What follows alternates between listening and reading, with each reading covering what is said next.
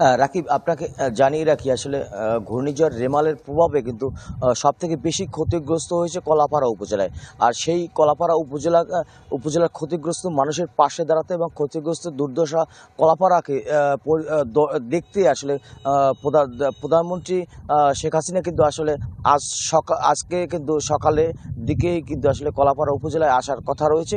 হয়তো দুপুরের দিকে তিনি হয়তো মোজার উদ্দিন বিশ্বাস কলেজ মাঠে তিনি সাধারণ ক্ষতিগ্রস্ত মানুষের মাঝে ত্রাণ সহায়তা ও তাদেরকে পরামর্শ সহায়তা দেবেন।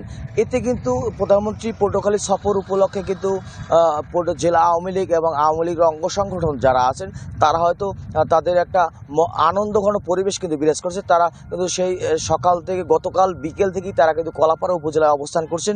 এছাড়া আমি কথা বলেছিলাম ক্ষতিগ্রস্ত মানুষের সাথে, তারা কিন্তু বারবার বলছেন আসলে প্রধানমন্ত্রী শেখ হাসিনা যখন আসছেন হয়তো তাদের ত্রাণ সহায়তা থেকে সার্বিক মানসিক এবং তাদের অর্থনৈতিক যে সমস্যা সেই সমস্যা দূর হবে বলে আশা প্রকাশ করছেন। কারণ বিভিন্ন সময় দেখা যায় যে ত্রাণ সহায়তা কিন্তু চেয়ারম্যান মেম্বার যে ইউপি সদস্য যারা আছেন তাদের মাধ্যমে দিতে গেলে নানা ধরনের হয়রানি বা কোনো তাদের হাতে সরাসরি পৌঁছে না। হয়তো এবারে প্রধানমন্ত্রী আশায় কিন্তু আসলে তাদের যে প্রত্যাশা সেই প্রত্যাশা কিন্তু অনেকটা বেড়ে গিয়েছে।